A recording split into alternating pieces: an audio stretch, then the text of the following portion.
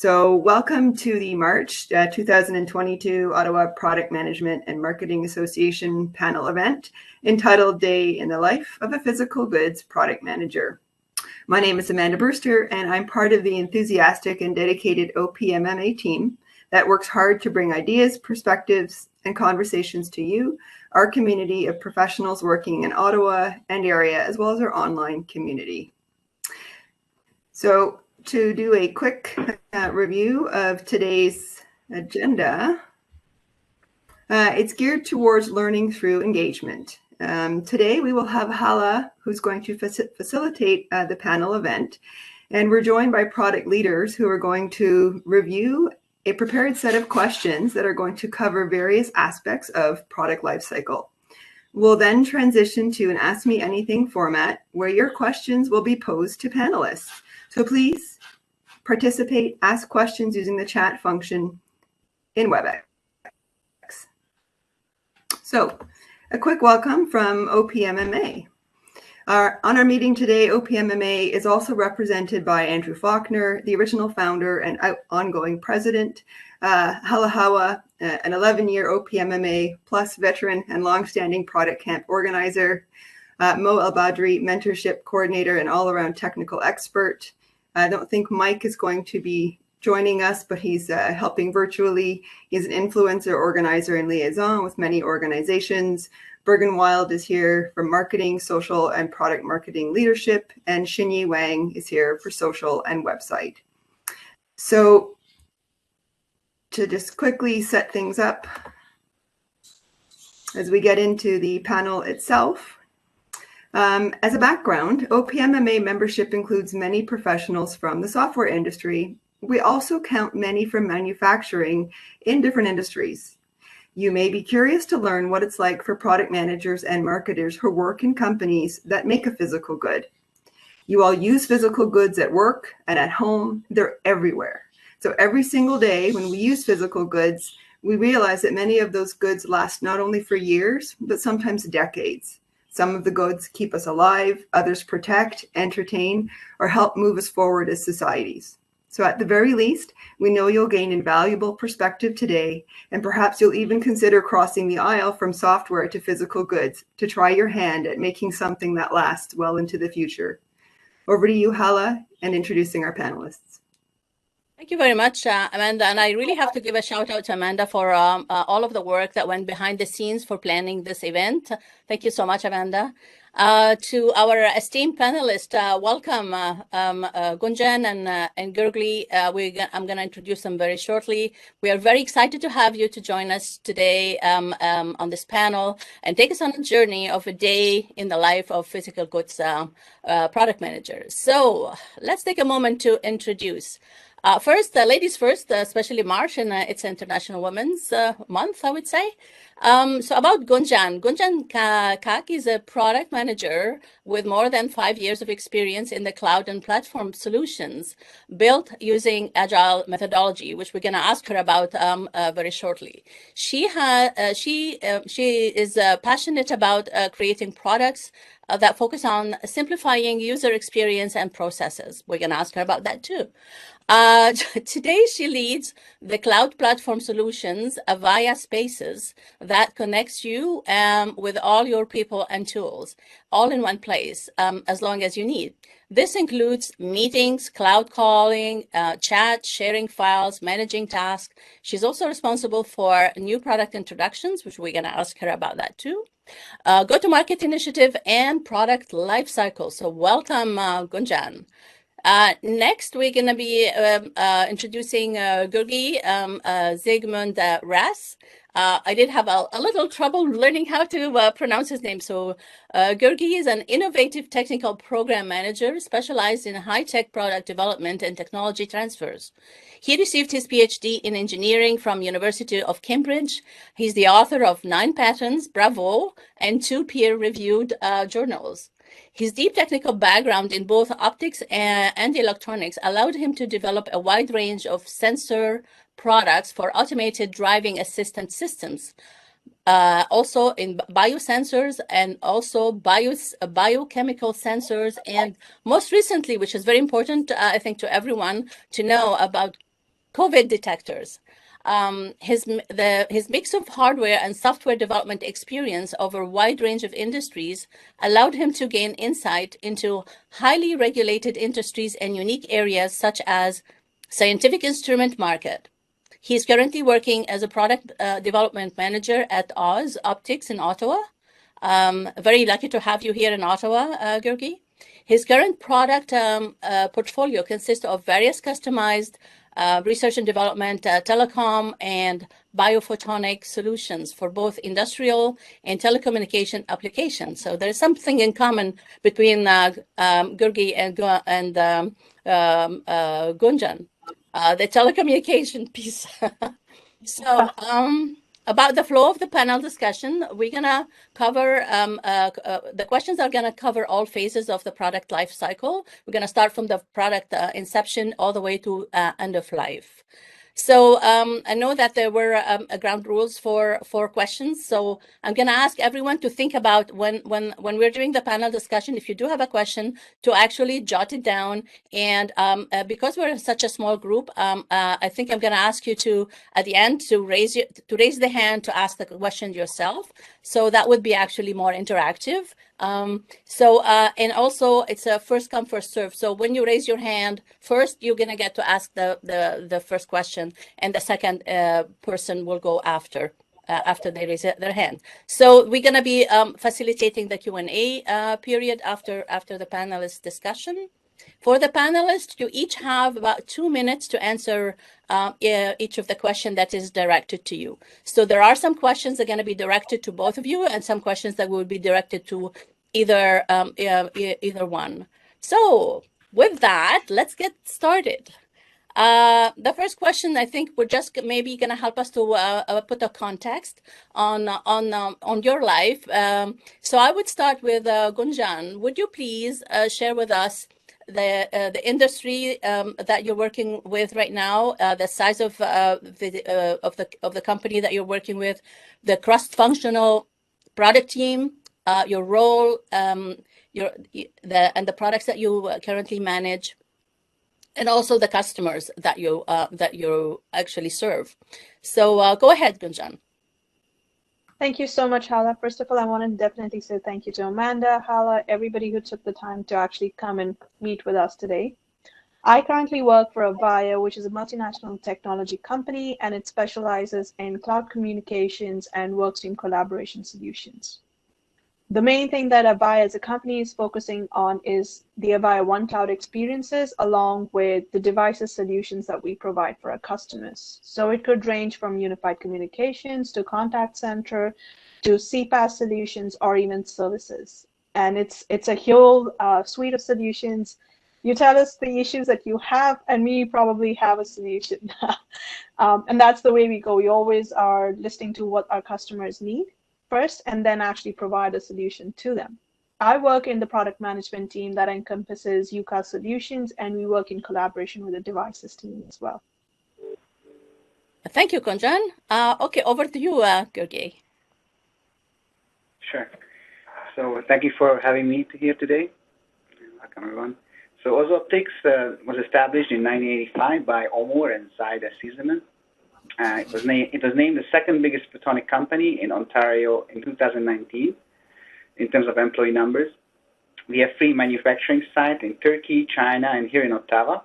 So we also have a manufacturing here in Ottawa, as well as R&D center here. And we have started our product portfolio by selling fundamental fiber optic components, like splitters, connectors, fibers itself in the 80s.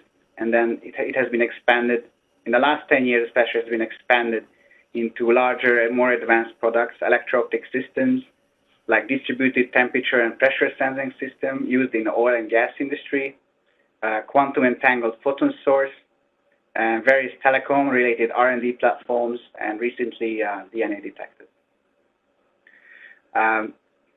Our primary customers are fairly niche areas like R&D institutes, universities, defense, and telecom companies. Our normal product development team consists of a wide range of disciplines like optical, electrical, software, electronics, mechanical engineers, and scientists.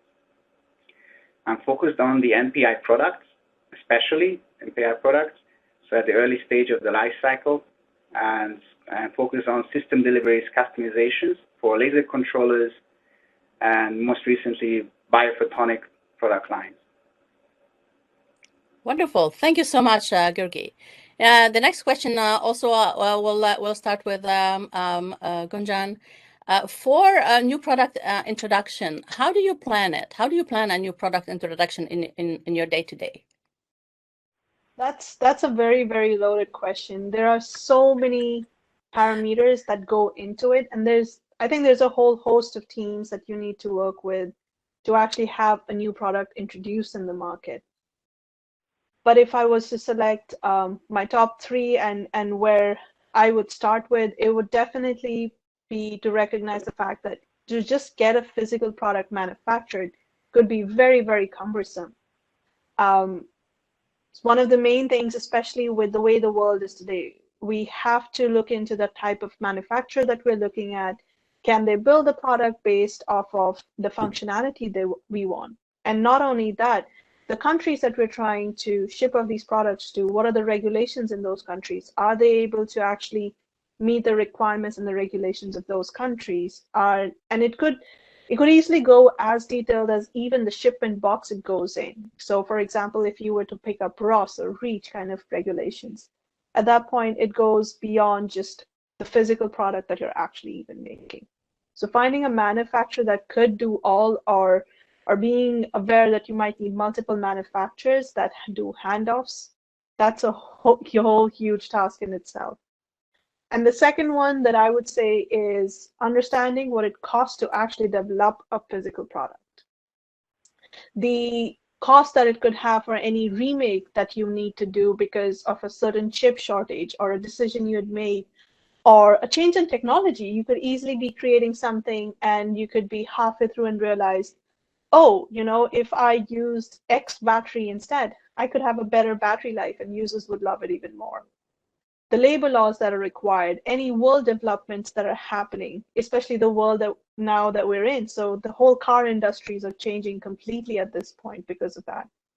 The next is profit. What do you as a product manager expecting the minimum profit to look like after everything, after all the 9-yard work that you do? Whether that be manufacturing, whether that be shipping, disclosure, exceptions, regulatory, tax, everything, right? Like all of the different things that go into it. Okay, thank you. Over to you, Gergely. 2 minutes. I'm timing. Thank you. We do both proactive and reactive product development depending on the field. We do follow latest research and scientific trends. We attend major conferences and exhibitions, which enable us to follow the latest innovation and trends. We also have interacting directly with a lot of potential customers when we have a new product in mind to get the feeling of what they need. The scientific partners are very open usually for collaboration, scientists, different universities. We have a range of products spinned out of these projects. Over the last 37 years, we have accumulated over thousands of customers who often return to us with new technologies and ideas. And then we usually help them to realize it. So we have a very flexible way of developing products. So we accept low volume orders, customizations that our customers tend to appreciate. And now we have to bear in mind that scientists are very different type of customers. They need to understand every detail of the operation of the product. They expect much more transparency than other type of customers because eventually their work has to be published in a journal. They have to give a detailed explanation what they did and how they did it. And after that, their paper is reviewed, peer-reviewed, so it goes through rigorous evaluation process before it becomes published. And then usually when it's published, they point out, Oz Optics as the source of the instrument, the name of the instrument, part number. They have to put that as a reference. And then the product is adopted by the scientific community. Hopefully, in a number of years, it's adopted by the industry.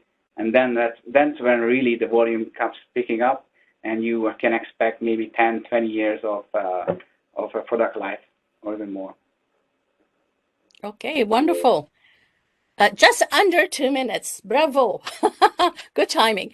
Okay, the next set of questions are going to be directed to Gunjan.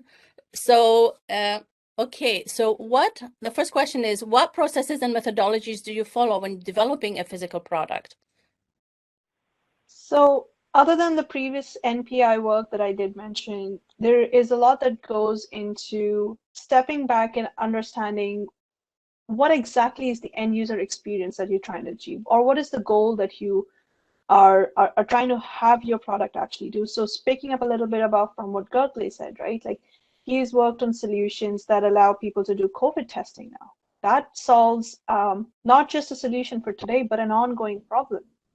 And that is a great product to have, right? Like it's such a human, like for us, it's just in general, it's important, right? So that is something that you need to look. You need to understand that the vertical that you're catering for, which are you going for hospitals? Are you going for hospitality? Which one are you doing that for? Figuring out what your customers think about your end goal as even as a concept, right? Like not everyone definitely understands or would buy in, but you need to have some sort of feedback as to what they say. Even a negative feedback gives you learning. Assessing your market segments, being able to create a prototype with a minimum MVP and understanding what your MVP. That's the biggest struggle people have, right? So then you start going into the planning of what the product development process would look like, the kind of resources you need, the kind of skills that you need. And one of the most important things, if you're not building a product that would sell itself, is what is your go-to-market strategy? Which countries are you looking at? Do you have appropriate sales training materials?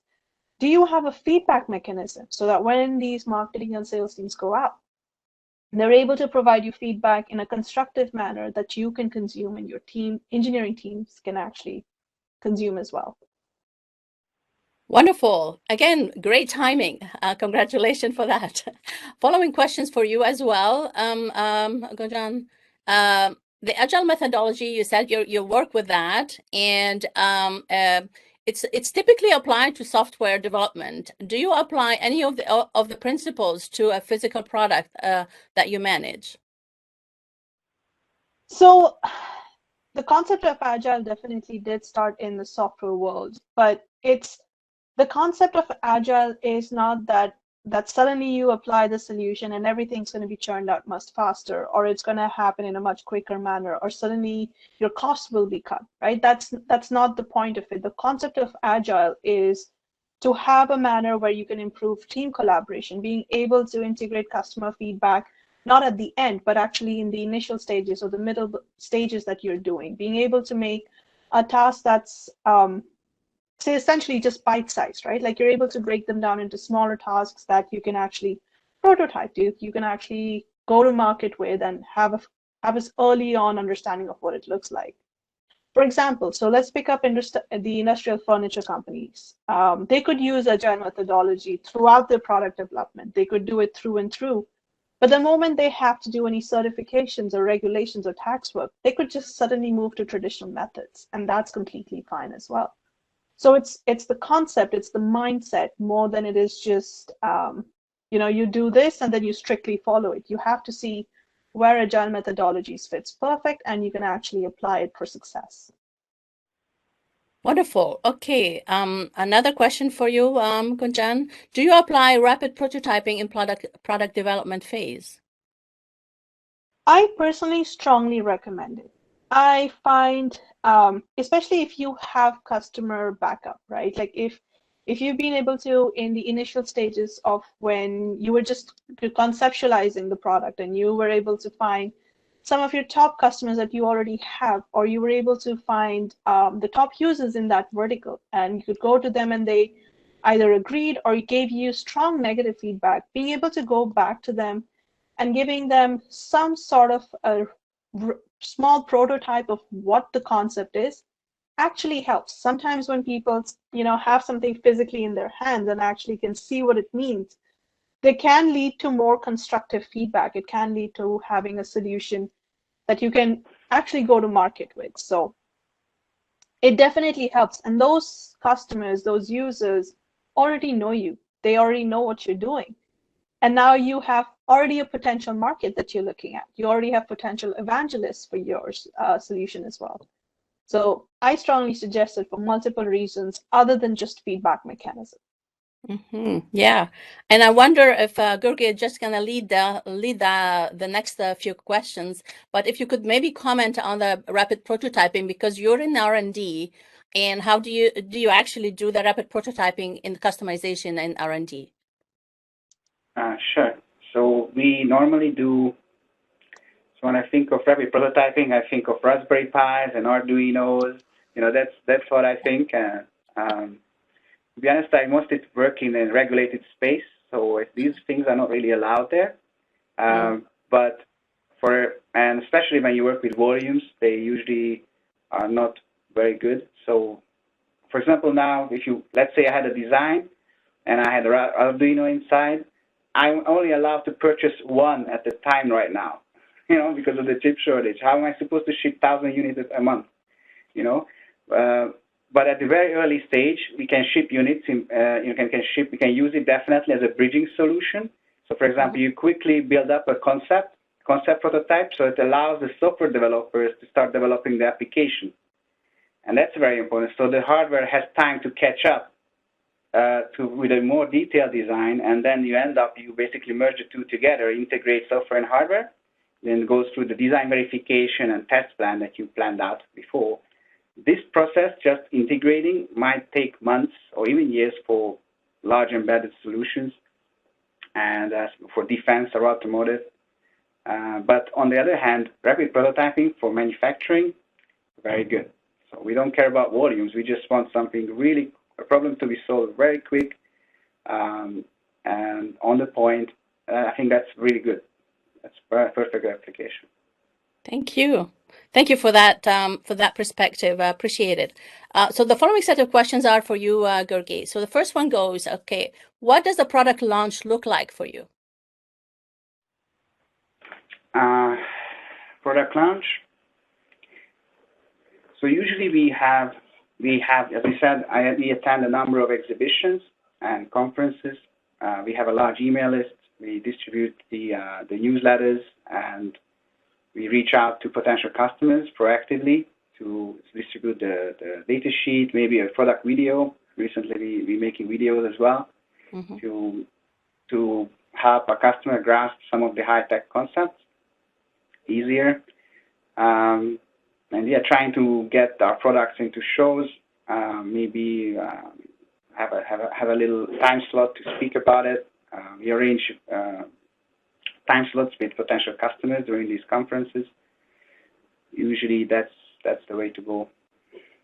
Okay, thank you. And sorry, and we also send samples, so engineering samples at the early stage possible to get feedback. Okay. That's wonderful. I'm sure I can have multiple questions related to that, but we don't have the time at this phase. So the next question goes, it's really about the life cycle of the product. When your product what is your product life cycle? So when you design a product, how do you picture the life cycle and services after it's actually in the market? So simple. My work is actually has always been focused on the initial stages. Normally, the simple instruments can take 6 to 8 months to develop. So it's 1, 2 iterations, sending to customer, getting feedback back and forth. Larger systems takes maybe 5, even 8 years to develop. So that's a lot of money, a lot of effort, but some of these components products might run for 20 years. So we have a number of these products. We haven't even had to touch them. Actually, our customers, they don't want us to touch them because they are very basic. A lot of processes and systems already built exactly to the spec. So it has to be the same. And that's actually one of the challenges, especially when it comes to chip shortage. And in automotive sector, it's usually 2-3 years, depending on the success of the car, and it can also run another 10-20 years lifetime easily. So very reliable.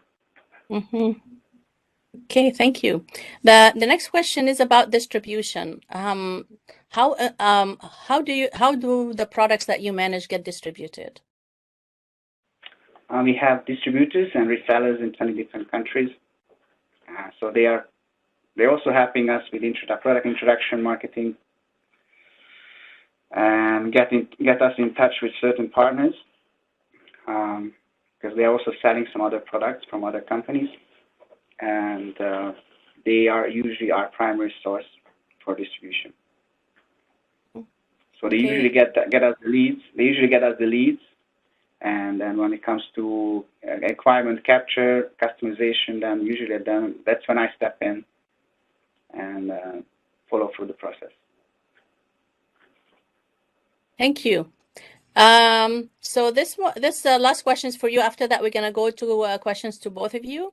So what considerations go into your physical goods, such as material, alternates, cost, suppliers, etc.? When you're designing a product, you're in the R&D, what considerations goes into it? Oh, there's usually different. It depends really on the company.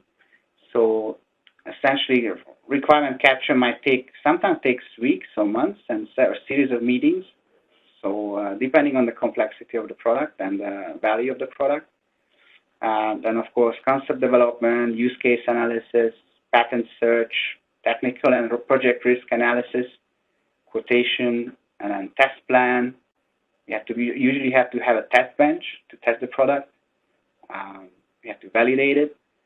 Detailed design, costing, environmental testing, qualification. So a lot of consideration needs to be done, and as well on the supply chain is a big issue. Chip shortage right now, and the sanctions that has been recently done are a great pain right now, because you have to have secondary and third suppliers available for you to switch from one to another at any instance in time. So that's right now. That's one of probably the biggest challenge right now. Yes, I think this is almost leading to the question that I'm going to ask both of you, but I'm going to go to Gunjan first. So, did the pandemic affected your business and the products that you manage, and if yes, how so? You're muted.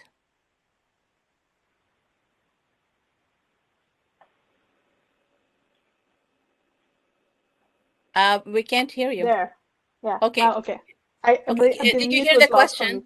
Yeah. Did you hear the question? Okay, perfect. So, the pandemic, I think world across for different verticals has affected us in a manner that we never ever thought, right? Like it suddenly caused us a situation where we had worker shortage. We had to close, not we, but in general, like there was a situation where you had to close an entire manufacturing or a warehouse, and now things are not getting shipped, or things are not getting made, or labels. It could be everything's in the warehouse, but it's not going to go because there's nobody to put the shipment over there, right? There were countries that went into complete shutdowns for like 30 days and nobody was allowed out, right? Like, the amount of delays that it caused was both a learning experience, and it also showed how compassionate we can be amongst ourselves, right? Like, so it was something like, oh, because of COVID, X, Y, and Z is getting delayed. And everybody was like, I understand. I get it, because they were in some form or fashion seeing it in their companies. And it was a domino effect at that time. So in short, everything, whether it be manufacturing a product, whether that be shipping a product, whether that being able to get, whether that having to be switched completely to a different country to do some work, or whether it could be even development work, right? Like we're talking about hardware, and I understand that, but even software development, right? Like all of that got affected in many ways. Thank you, Gunjan. I think Gergely, do you have similar issues or different issues? Oh, sorry. Can you repeat the question? Yeah. So the question goes like, did the pandemic affected your business and the products that you manage, and if yes, how so? Oh, yes, of course. Well, the supply chain and sanctions I mentioned, they are greatly affecting. So some of the essential products, components that we had tens of thousands available on a daily basis, now we have only a few dozen or none. You can get lead times that, okay, oh, sorry, we have nothing available, see you in 2 years. Mm-hmm. And then you have to come up, we have to go aftermarket, you have to go directly to China, Hong Kong, trying to find alternative suppliers, which is a real pain. So I know our purchasing department increased by 3 times in terms of headcount, just Wow. to be able to handle all these issues in sourcing. And every time you change a component, you have to revalidate your product. You have to test it again to make sure everything is the same. Especially that's a product that you've been selling for 20 years, and the customer expects to exactly the same behavior and operation and everything. Yep. So it's a great challenge right now. Wow. Especially when it comes to COVID sensors, when everyone wants to develop the same thing. I definitely feel your pain, Gergely. I like everything you're saying resounds so well for me. I'm just like, oh, I know that. We could have a coffee and talk some more about these things. Share those challenges. Actually, the next question is actually all about the challenges, but a little bit different than the pandemic. So what challenges do you face managing a physical product versus a digital one? And I know that, like in the case of Gergely, you have digital and physical all in one. And Gunjan, based on your experience, what would you say the challenges? What the difference in the challenges between the two? It is both a pro and con that the demand went up. The reason why I say that is the pro is fantastic. People like our product. This is a product that we've been saying, hey, so something as simple as virtual desktop interfaces, right? And we in Avaya have those solutions.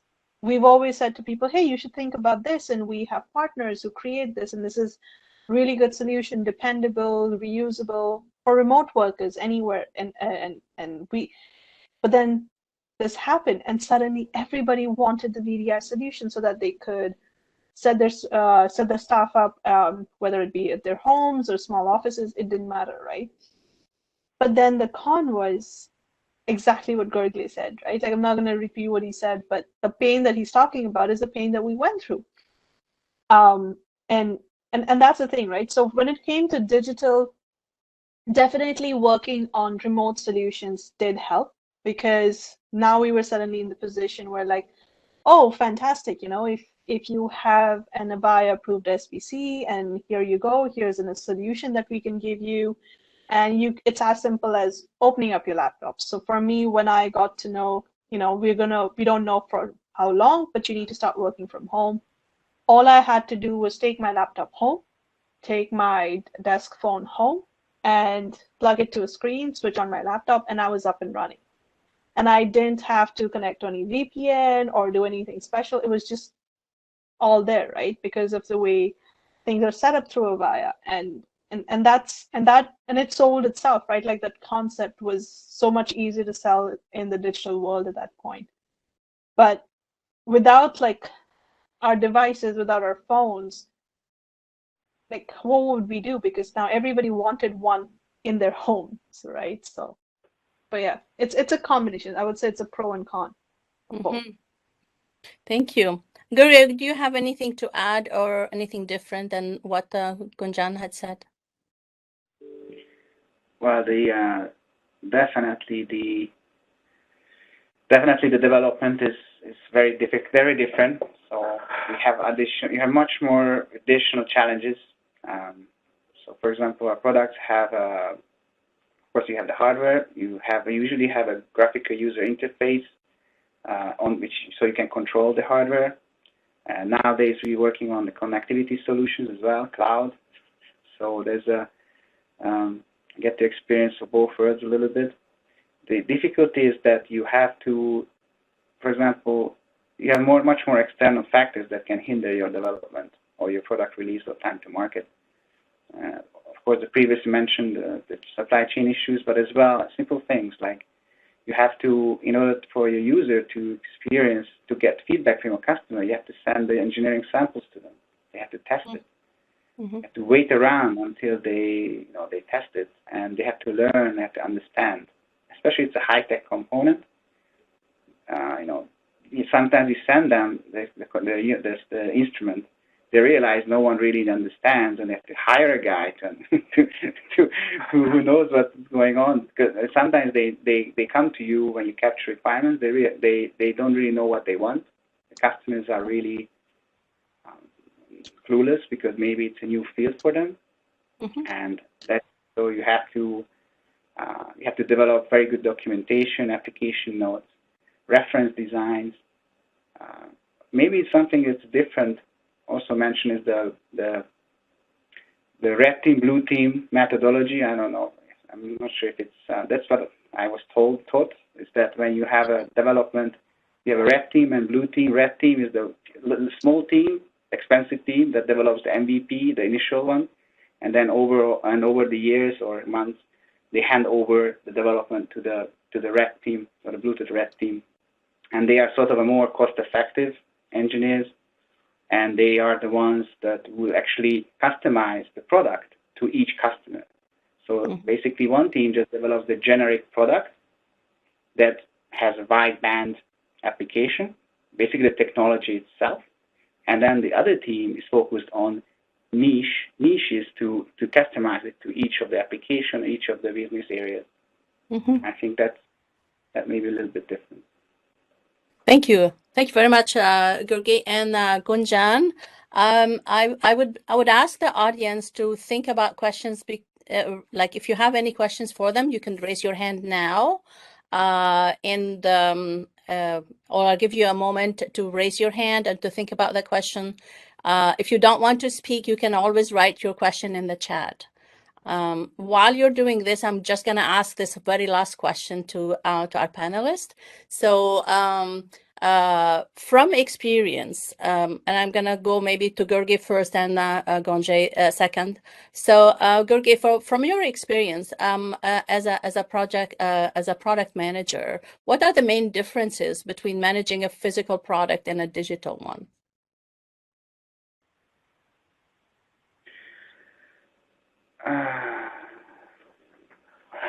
Well, I think I just covered it a little bit. Okay, yeah, you probably did. So if you did, we could just like move on. Oh, we have a raised hand. But before that, I'm just gonna give a chance to Gunjan to say something. No, I at this point agree with Gergely. Like I think Okay. he and I definitely merge at like our experiences. So Perfect. Okay. So I see Nick raised his hand. And were you the first one to raise your hand? Yes? Mo? Okay. So Nick, please go ahead. Let's unmute you. Okay, go ahead. Good. Yeah. Yeah. Thanks for the discussions. Very, very interesting. And coming from a background myself, where we manufacture industrial, commercial equipment, a lot of this resonates very, very much. One of the interesting things I think I heard you say, and maybe both panelists can comment on this, in response to some of the supply chain issues that we've been facing, with suppliers canceling orders or giving you 84-week lead times for small components. So we've had components go from 20 cents to $22 costing. I think you mentioned that you'd scaled up your supply teams or your procurement teams. Maybe you could comment and elaborate on that, and how has that worked for resolving some of those issues? Sure. So we hired more actually Chinese-speaking purchasing managers who went directly to the source and look for companies who may have parts. So, for example, there are some companies who have a lot of stock inventory left, but they don't actually sell them. They're just testing those components. So when you have components that made by tens of thousands a month, they have every batch they have to take and send to some other companies that do nothing else but quality assurance. And they have sometimes they have large unused stocks, just laying around. And sometimes if you get the right people, they know which company to call and who may have some of these stocks laying around. So really, I guess you found that having a larger team allowed for some of these more creative solutions to. Yes. Plus, come up. if you go to some of these trade centers, you can get. There are some. I don't know the details exactly. But there are some forums and connections. You can post your requirements. So what kind of components you need, and then you have sort of traders. They do nothing else but this, trading components, and they bidding on your products. So that's what I've heard. Thank you. We have one question in the chat, so I'm going to go to this one first, and then I'm going to take Mason after. So the question in the chat was: Have any of you used Agile Stage Gate, or have done a comparative between it and Agile? So Agile Stage Gate versus Agile. You can go first. Anyone like Gunjan or Gergely? No, I haven't personally. Okay, Gergely. Is that the gating flow, like for how you move from one product cycle to another? Is that what it means? I think. Andy, if we can unmute Andy, because this question came from him. Yeah, and Andy's unmuted. So Andy, go ahead. No? He is unmuted, but he muted again. Yeah. Maybe he doesn't like the spotlight. Oh, maybe he can't speak right now. All right, but maybe he can write in the chat. Shortages. He did put a link to a post, and it's I think just an Agile with the process engineering. Well, I come from engineering, but I think it's a PMP process gates.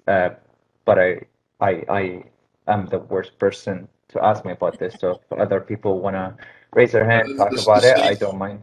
The stage gate process is like you describe. It's one where before you progress into the next gate or the next phase, you have a series of questions to ask which relate to your readiness to enter the next phase.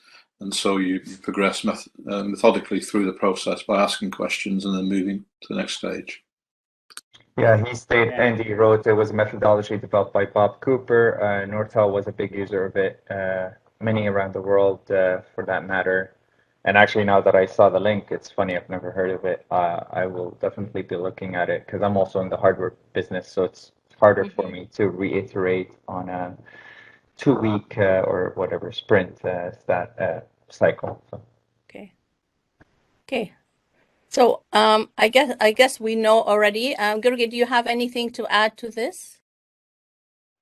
Yeah, I mean, I used to be part of an engineering team with 150 engineers and developing. It was a safety critical project, and there you have. We had something similar, and I think it was Agile as well. We didn't really name it as Agile Gate. It was just we didn't realize this has extra terminology. But the idea is that you go from one demo to another. So you keep demoing your product, and you have different steps, and your requirements are kind of increasing, and you commit only a certain fraction of it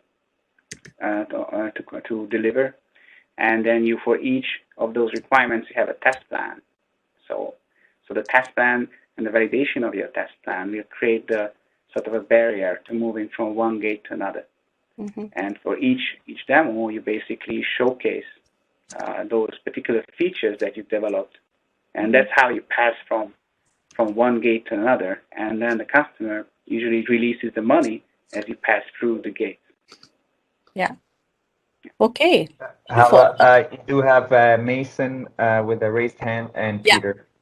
I think I saw Peter first because Peter just raised his own hand instead of making the mark. So Mason, if you don't mind, we're gonna go to Peter first. So can we unmute Peter, please? And sorry, Mason. Peter, put in the request to unmute. Just, yeah, there you go. Yes. Thank you. Can you hear me fine? Yes. Yeah. Good. Thank you very, very much. Thank you for the presentation to those who spoke up on like management.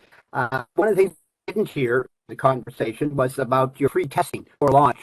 And I'm just wondering if anyone would comment about what kind of methodology you use for once you've decided you're going to build a product and you're now going to test it out somewhere, you got third parties to try it. So how do you go about getting that done?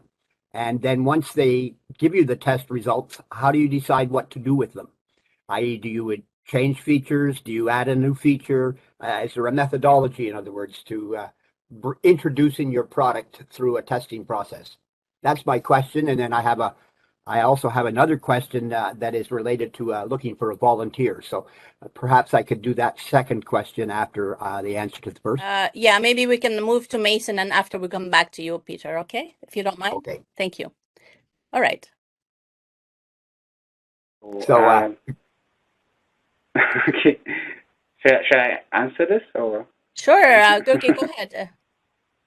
Okay. So usually when it depends on the product and the area. Sometimes you have a fairly well set requirement list, which may be like a 10,000 line Excel sheet or doors requirement list, and then you have to develop your own testing methodology. So you have to validate each line on the requirements that prove that you actually meet those requirements. And then sometimes you have to actually agree with the customer on the process. So you know, as a part of your certificate of compliance, especially when it's a new technology, really advanced, it's better to be on the same page and maybe have some paperwork attached to it to make sure we both are on the same page. In some cases, when you deal with a lot of unknowns, then you agree in like in a cooperation, like an agreement that you, I can't do, let's say, these lists of requirements. I cannot do these A, B, C, but I can do D, E, F, and I ship it to you. You integrate it into your system. You use it on the field. You test your algorithm on it, or we integrate it in for you, and then we ship it back to you, and then you test it. And this is usually very valuable because they give you a very valuable feedback at the end. I hope that answered the question. certainly, it's part of an answer. Yes. Thank you, Gergely. And Gunjan, do you have anything to add? I think I agree with Gergely, but the only thing I think after that I would say is before that process starts, you need to know who and why you're making someone actually be your beta tester. And the kind of relationship that you have with that customer, right? If you could do all the contracts, you could do everything, but if them getting that product, like Gergely said, right? Like if you have 10 things that you've said, this first initial stage, it's just going to be these 10 things, and I want you to only test these 10 things. I've had experience where people have gone up and done more stuff and then said, oh, this doesn't work, that doesn't work. I'm like, that's not helpful, Mm-hmm. So it's the relationship is key. I would say that's a huge factor in the selection process that you do. Agree. Thank you. Okay. Thank you both. I'd like to give the mic over to Mason to ask the question. If we can unmute Mason, please.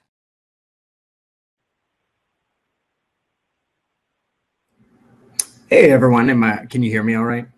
Yeah. Perfect.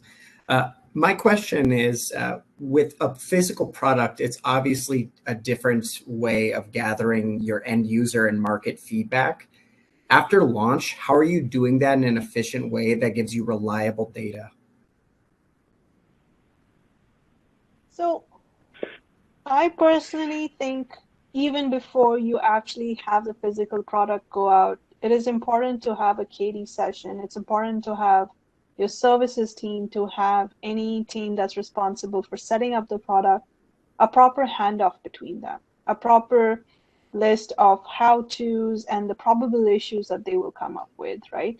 So that once it goes out in the field and people start using it, the services team has figured out a way to either include a contact us solution, or it could be even the partners that are involved. They know exactly what to follow in that situation, right? Something that guides them through, okay, customers come to you, said they're having X issues. Is it a known issue? Is it not a known issue? Being able to go through that and then being able to actually escalate it through one channel that goes through the support tickets, and actually being able to know what the customer has, what is their setup, what's the history with the customer, what's going on, kind of thing, right? So I find that's the first step before you even get the product out of the gates.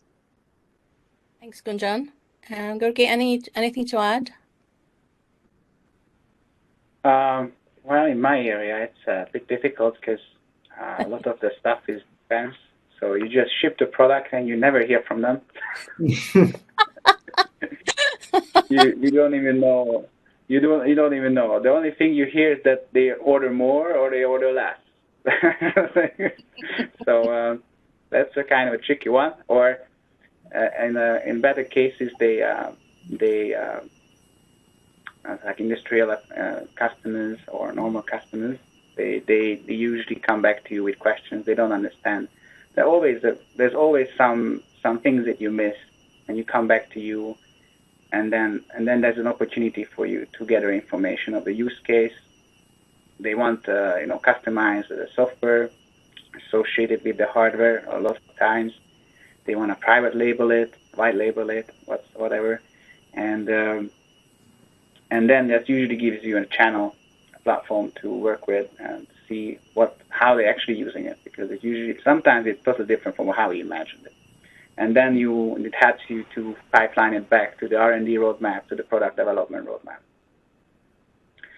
So that's the way. That's usually the way. Perfect. Thank you. Thank you, Gergely. Thank you, Mason. Okay, so we are approaching, it's actually 1 o'clock. I will take another 5 minutes just to wrap up. Peter, if you could make your request very brief, I appreciate it. Okay, if we can unmute Peter, please. Peter, we can't hear you right now. Yes, sorry, I was doing it when somebody else was unmuting me. So thank you very much. I'm on the board of National Capital Freenet. For those of you who may have heard of it, it's been around for over 25 years. It's the oldest internet service provider probably now in Canada, because it came into existence in 1992. Recently, the board has decided to create a marketing committee. And one of the things they've decided is to ask outsiders who are not part of the existing board or members of National Capital Freenet to volunteer if they're interested in giving some advice to this marketing board. So I thought that might be an opportunity just to put this out to those in attendance and any of those who wish to spread the word that National Capital Freenet is looking for 1 or 2 volunteers to occasionally come to marketing meetings to give them some advice on the things that they're developing, and or it could be sent to you for comment. But it's a voluntary thing. All of the board members are volunteers as well. But we do have it's a multi-million-dollar operation. It's very well run in terms of its formal structures and so forth. So that's I'm open to being inquired about. My email address, my last name is McKinnon, MacKinnon.peter@gmail.com, and that'll give you what you need for getting in touch. Peter, yeah, if you could maybe type it in the chat, so that way everybody can have it. Thank you so much. All right. Thank you. Well, with that, we're gonna wrap up. Thank you again for our panelists, Gergely and Gunjan. Was excellent discussion. The audience as well. Thank you for your questions.